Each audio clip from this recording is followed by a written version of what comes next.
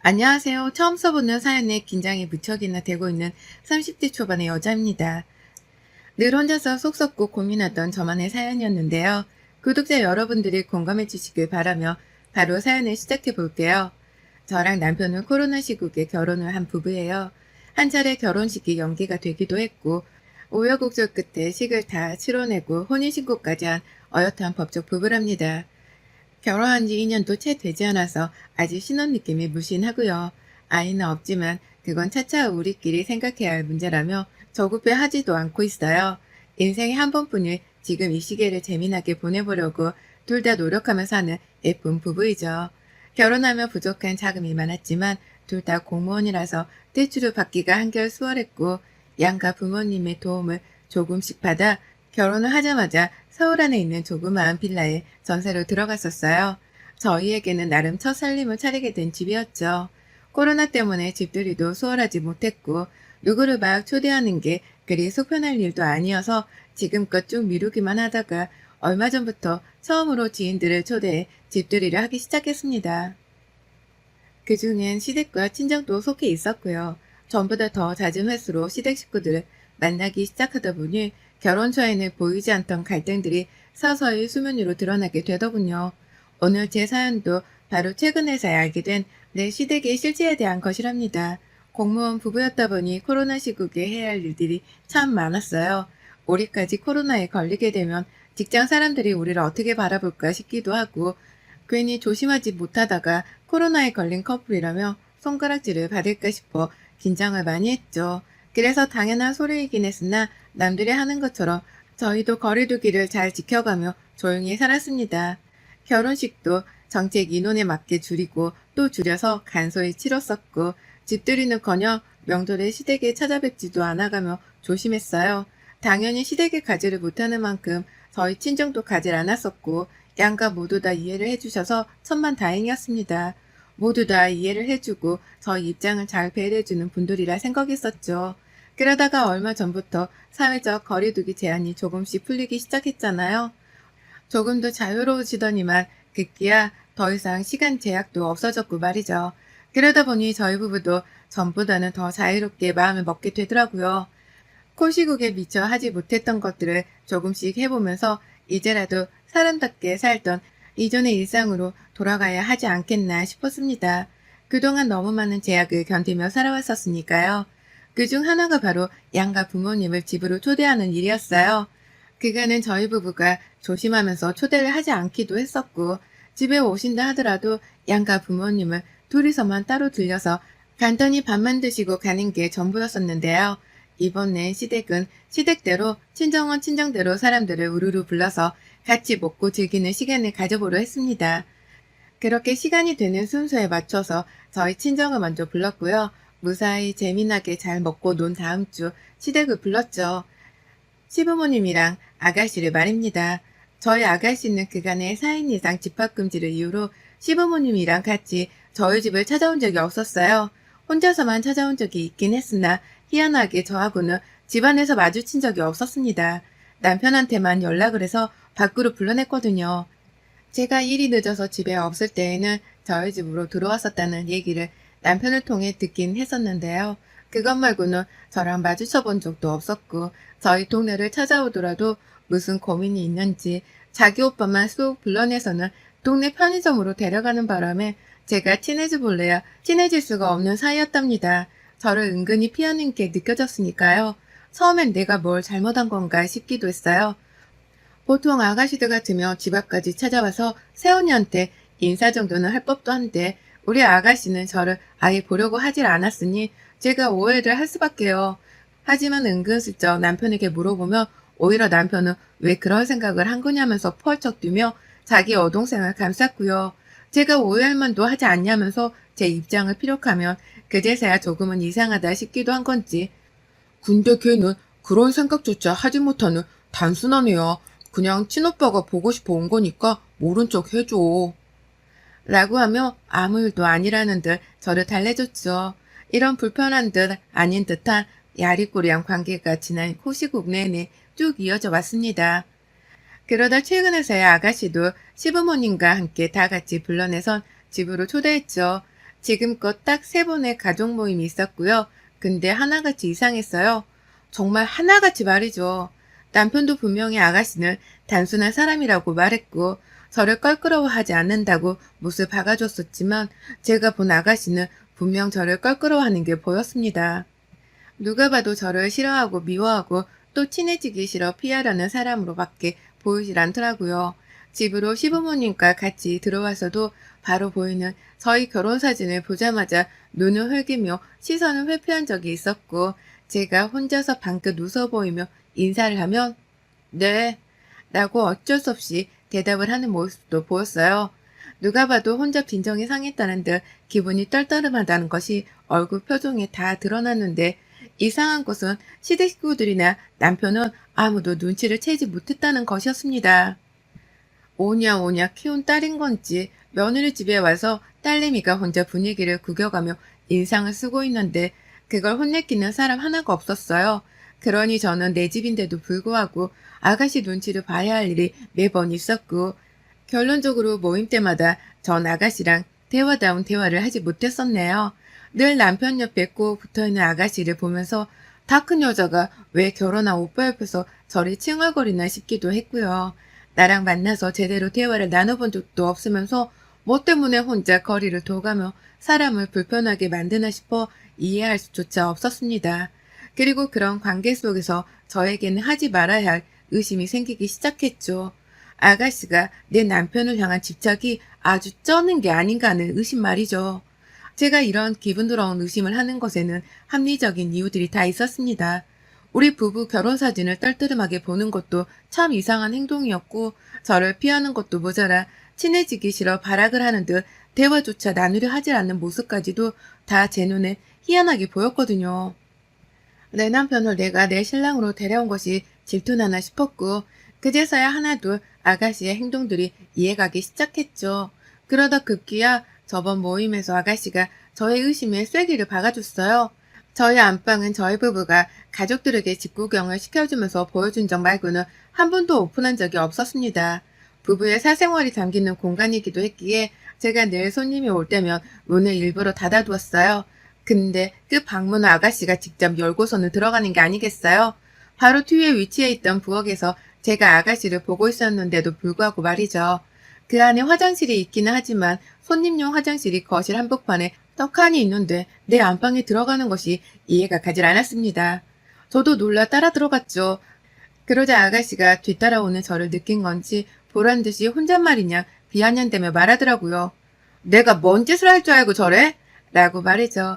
그리고는 저를 한번 훑기더니 방을 또 나가버리는 거예요. 황당했죠. 왜 저러나 싶어서 말이죠. 시댁 식구들이 다 집을 나설 때까지 저는 계속 찝찝한 마음에 제대로 웃을 수조차 없었습니다. 아가씨랑은 눈을 보고 뭐라도 변명이라도 들어보고 싶었으나 아가씨가 자꾸만 남편이나 시부모님 옆에 딱 달라붙어 있던 바람에 말을 걸어볼 수조차 없었어요. 괜히 오랜만에 가져보는 가족 모임에 회방을 놓고 싶지 않았으니까요. 하지만 제가 계속 벼르고 있던 아가씨가 또 한 차례 도발을 하고 말았습니다. 그 도발이 생애 마지막 도발이 될 줄도 몰랐던 아가씨가 겁대가리를 상실하고는 제 앞에서 또 의심이 갈 만한 행동을 시전한 거예요. 그리고 그 도발은 정말 아찔했습니다. 시어머니께서 저희 부부가 맞벌이를 한다며 아주 가끔씩 반찬을 보내주긴 하셨어요. 그러다 사흘 전쯤 무슨 바람이 부른 건지 아가씨를 통해서 반찬을 배달해달라 부탁을 하셨나 보더라고요. 그러면서 시어머니가 글쎄 남편한테 전화를 해서는 저희 집 비밀번호를 알려달라 했다는 겁니다. 남편은 저한테 허락을 구할 생각도 하지 못한 채 그냥 턱하니 비밀번호를 공유해드렸고 뒤늦게 뭔가에 실수를 했다 싶었던 건지 저한테 연락을 해왔어요. 여보, 내가 말이야 아까 엄마가 집으로 반찬을 보낸다고 해서 비밀번호를 알려달라길래 그냥 알려드렸거든. 거절하면 맘 상하실까봐. 괜찮지? 라고 하면서 말이죠. 처음엔 남편의 무책임한 행동에 기분이 상했어요. 그리곤 깊은 한숨을 쉬었다가 물었죠. 그래서 어머님은 언제 오신다는데? 라고 말이죠. 그러자 남편이 그제서야 또 뒤늦게야 그게 라고 하면서 대답을 하더라고요. 엄마가 아니라 가희가 온다는데? 라고 말이죠. 순간 혈압이 막 상승을 하면서 피가 거꾸로 솟았습니다. 아무리 갈등 없이 지내는 시어머니라고 할지라도 내 집 비밀번호는 허락도 없이 받아선 문을 따고 들어온다는 게 기분이 언짢았는데 다른 사람도 아닌 시누이가 집주인도 없는 내 집에 들어온다고 생각을 하니 펄쩍 뛸 일이었죠. 그 바람에 제가 급기야 자리에서 뛰쳐나와 남편한테 언성을 높이다가 결국 반차까지 내고는 집으로 뛰어갔어요. 다른 사람도 아닌 내 집 안방문을 함부로 여는 니네 동생이 오는데도 집 비번을 알려주냐? 이 등신 같은 놈아? 라고 홍군형을 내면서 후덜거리는 마음으로 집에를 갔죠. 그리고 저 진짜 웬만하면 소름까지 돋지는 않을 텐데요. 집에 들어오자마자 온몸이 경직이 되는 게 정말 미치겠더라고요. 설마 했는데 아가씨 신발이 현관에 있고 거실이나 부엌을 봐도 사람이 없는 거예요. 이게 또 내 방에 들어간 건가 싶어서 심호흡을 한번 크게 하고는 방문을 열었더니만 이 미친년이 글쎄 우리 부부 침대 위에 들어누워 있는 게 아니겠어요? 제가 왔다는 걸 보지도 않고 짐작을 한 건지 아주 개슴츠레한 눈빛을 하고선 침대에서 나올 생각도 안 하는 거예요. 너 지금 여기서 뭐하냐? 내 침대 위에서? 라고 하며 저도 그냥 말을 까버렸습니다. 상전도 아닌 무례한 년을 앞에다 두고 아가씨란 이름조차 부르기 불쾌했으니까요. 그러자 아가씨가 절 보며 말하더라고요. 뭐가 그렇게 쪼달려서 한가름에 달려왔대? 라고 말이죠. 이제 보니 남편이 제가 집으로 들이닥치기 전 새언니가 집에 가고 있으니 빨리 나가라고 전화라도 했던 모양이더라고요. 하지만 아가씨는 남편 말을 듣기는커녕 제가 집에 오기를 기다리면서 오히려 대놓고 부부의 침대 안에 들어가는 도발까지 한 겁니다. 그러니 저는 뭐 저런 기집애가 다 있나 하는 생각에 머리가 돌아버릴 지경이었고 도대체 오빠네 부부한테 왜 이렇게까지 민망스러운 도발을 하는 건가 싶어서 뒷목을 잡았죠. 당장 끌어내겠다는 생각으로 무조건적으로 몸을 끌어 잡아당겼고요. 끝까지 나오질 않으려고 남의 침실을 위해서 정신 나간 년마냥 버티고 있던 시누이에게 결국 욕설까지 내뱉었어요. 더 심한 말을 차마 사연에 적을 수는 없지만 대충 2년 전년 하면서 네가 미쳐도 단단히 미쳤구나? 왜? 네 오빠가 맨 여자랑 같이 누워 잠드는 게 질투나 죽겠기라도 하냐? 라면서 참고 있던 의심을 꺼내 보였습니다. 제 입으로 내뱉기도 차마 민망스러웠던 그 의심을 대놓고 시누이 앞에서 변명해보라며 꺼내 보인 거죠. 그런데 아가씨가 정말 저와 남편 사이를 질투했나 보더라고요. 제 말이 눈깔이 돌아서는 그래 질투난다. 질투나 뒤져버리겠다. 라고 하면서 발악을 하며 저에게 달려들었어요. 순간 움찔했을 정도로 저도 놀랬지만 내 남편을 가지고 질투네 뭐네 말도 안 되는 소리를 짓거리는 아가씨는 제게 한 주먹거리도 되질 않았어요. 돌았냐? 피 섞인 오빠가 남자로 보이는 것도 아닐 텐데 나를 얼마나 괴롭히고 싶으면 말 같지도 않은 소리를 하고 앉아있어? 라고 하면서 정신 좀 차리라고 매트리스 위에 아가씨를 그냥 후려쳐가며 매질을 했죠. 베개로 때리고 주눌러가며 이래야 정신 차리지 어? 하면서요. 한참 저한테 맥없이 맞고 있던 아가씨는 그러다 결국 제 손에 머리채가 잡혀서는 힘도 못 써보고 그 길로 침대 아래에 굴러 떨어져 버렸습니다. 떨어지며 비명을 지르더라고요. 하지만 제 눈엔 악어의 눈물로밖에 보이지를 않았어요. 끝까지 내 안방 침대에 들어와 있는 것에 대해 사과를 하지 않았으니까요. 그런 아가씨의 입에서 다시는 이런 식의 더러운 도발을 하지 않겠다는 약속을 받아내야겠다고 각오를 했고요. 거실로 직접 머리채를 잡고 끌고 나왔어요. 문지방에 걸려 또 아프다고 비명을 지른 아가씨. 머리채가 찢기겠다며 또 비명을 지르던 그 주둥이부터 다물게 해야겠다며 결국 저는 아가씨를 거실 한복판에 세워두고 베개로 얼굴을 감싼 후 주먹을 날렸어요. 이게 아직도 정신을 못 차렸네? 라고 하면서 소름 돋아 죽겠다며 신랄한 주먹을 가격했죠. 그렇게 한참 저도 땀이 나고 아가씨도 소리를 지르지 못한 채 숨죽여 맞기를 반복하다가 아무 소리도 안 들려 베개를 떼보니 아가씨는 맥이 풀린 채로 동태눈깔이 되어선 저를 힘겹게 올려다 보더라고요. 그리고는 아가씨가 뱉어낸 그 말에 전 그만 심장마비에 걸리는 줄 알았답니다. 아가씨가 그러더라고요. 누가 그래요? 우리가 피 섞였다고. 라고 말이죠. 세상에 마상에. 처음 들었습니다. 감히 생각지도 못했었고 그저 아가씨가 이상한 년이라고만 치부를 했었는데요. 글쎄 아가씨가 남편이랑 피 섞여 남매지간이 된 것이 아니었더라고요. 아가씨 본인 입으로 하는 말에 글쎄 아가씨가 자기는 입양이 된 딸이라 마음만 먹으면 언제든지 남남이 되는 사이라고 하는 겁니다. 저는 남편을 통해 단 한 번도 이 얘기를 들어본 적이 없었는데 이제 보니 입양한 딸을 친자식처럼 아끼던 시부모님이 입양 사실을 알릴 이유가 뭐 있냐며 저에게 비밀로 하셨던 모양이더라고요. 실제로 제가 보기에도 영락없는 친딸 같아 보이기도 했었고요. 그나마 피가 섞였을 테니 내 남편을 이성적으로 정말 좋아할 수는 없다고 스스로 위로를 하던 참이었는데 피가 섞이지도 않은 남남이라고 하니까 미칠 노릇이더라고요. 마음만 먹으면 정말로 내 남편을 남자로 생각하고 덤비기에 충분한 연이었으니까요. 결국 저는 베개를 집어 던져버리고 나서 맨손으로 아가씨의 맨 얼굴을 몇 대 더 날려버렸습니다. 자기도 저희 집에 올 때마다 남편을 향한 질투와 신경 쓰이는 마음이 더 커져서 미치겠다고 울부짖는 아가씨를 정말 미친년이라 판단을 해버렸고요. 바로 시부모님께 입양딸이 제 남편을 남자로 생각하고선 저하고 육탄전을 벌리면서까지 가지고 싶다는 소리를 해대는데 신고하기 전에 와서 데려가세요. 라고 불러냈죠. 남편한테도 당장에 전화를 해서는 와이프랑 이혼하기 전에 관계 정리 똑바로 하라고 전화를 했고요. 그렇게 저희 시댁 식구는 코로나 시국 이후 몇 차례의 가족 모임을 가지고 나서야 육탄전은 방불케 사천 모임을 가지게 되었고요. 먼저 집에 도착한 시부모님은 들어오자마자 저를 달래더라고요. 미리 딸의 마음을 알기라도 하고 계셨다는 듯이 제가 이 일로 이혼이라도 할까봐 제발 나를 봐서라도 한 번만 봐줘라. 우리가 다 사정이 있어서 말을 못한 건데 라고 하며 한참을 붙들고 애원하셨어요. 그리고 전 시어머니께 따졌죠. 딸내미 마음을 알고 계셨는데도 저희 집으로 반찬을 갖다 주라고 보내신 거예요? 어머님도 결국 한통속이세요. 딸내미가 이 모양인 줄 아셨으면 오히려 제 집에 들어오지도 못하게 하도록 옆에서 간수를 똑바로 하셨어야죠. 라고 말해죠. 그러자 어머님도 할 말이 없던지 고개를 푹 숙이고는 자신이 죄인이라면서 울먹이셨답니다. 손을 하도 비셔서 파리인 줄 알았을 정도로 말이죠. 그 와중에 시아버지가 우리가 널 이러려고 입양한 줄 아냐? 키워준 은혜를 원수로 갚아도 유분수지. 네가 우리 집안을 말아먹으려고 환장을 했구나. 라고 하면서 아가씨 등짝을 후려치며 홍군형을 내느라 아주 난리버석이셨고 뒤늦게 도착한 남편은 시어머니 마냥 아무 말을 못하고는 제 마음을 달랜다고 눈치만 보더라고요. 아가씨는 천하도 보질 않다가 쟤 데리고 꺼져 라는 말 한마디만 하고선 시아버지까지 덩달아 내보내버렸고요.